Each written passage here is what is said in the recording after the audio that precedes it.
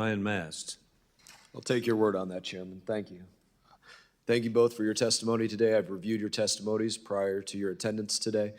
Secretary Leaf, my questions are primarily for you. Having reviewed your testimony, your request for budget, the discussion of post-conflict needs in Gaza, what you're requesting there, and specifically your statement in your written testimony about a two-state solution is the best way to ensure Israel's future as a Jewish and democratic state living in peace alongside a viable, sovereign, and democratic Palestinian state as part of your testimony. It's fair to say you're the chief diplomat for America over the Mideast, the top dog, as they say. That would be a fair categorization of yourself? Yes, ma'am. And turn your microphone on so everybody can hear you. Very good. So my first question, I've asked this of others before, have you objectively assessed your pursuit of a Palestinian state? So, Congressman, when have I objectively assessed it, meaning are the conditions there right now? They're not right there. Did you objectively, do you just decide, hey, I think there should be a Palestinian state? Or did you objectively look at this? Long-standing policy, and it's certainly been the stated policy of this administration. But did you personally, as the top dog over the Middle East, objectively assess whether we should make a state out of a group that currently holds 5 Americans hostage, roughly 5 Americans hostage, killed 35 Americans in the last couple months? Did you objectively assess? So, Congressman, we have no intention of working with Hamas in that endeavor. What we're talking about is something entirely different. I would hope you don't. Yes. So let me ask a question related to that.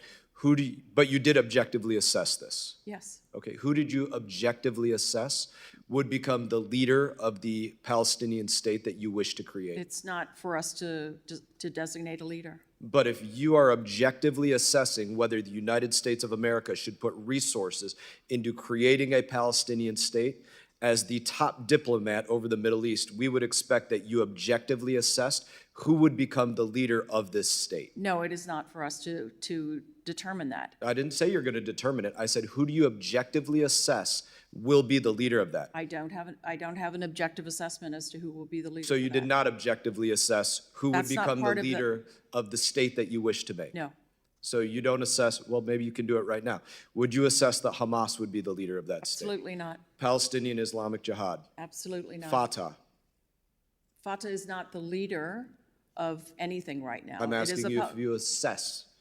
Fatah is an organization. It's a political organization. Al-Aqsa Martyrs Brigade? No, absolutely. Lion's Den? Any of the FTOs, any of the organizations that we have designated as foreign terrorist organizations are exactly that. That is not what we're talking about. But certainly, as you being our top diplomat in the area, you should be able to understand that we should have every expectation that if you're pursuing creating a Palestinian state, that you would have objectively assessed who you think would be the leader of that. Now, let me ask you something else.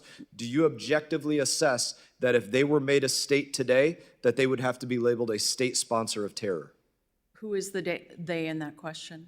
A Palestinian state. Were a Palestinian state created prior to October 7, would it be a state sponsor of terror today? It's a theoretical question I can't answer. Would you label them a state sponsor of terror today? A theoretical question. Now you're just acting Especially like people do in past. D.C. Would you label them a state sponsor? Do they meet the requirements? Well, their government is Hamas. No, if you're talking about Hamas, I've already answered that question. But that is their government.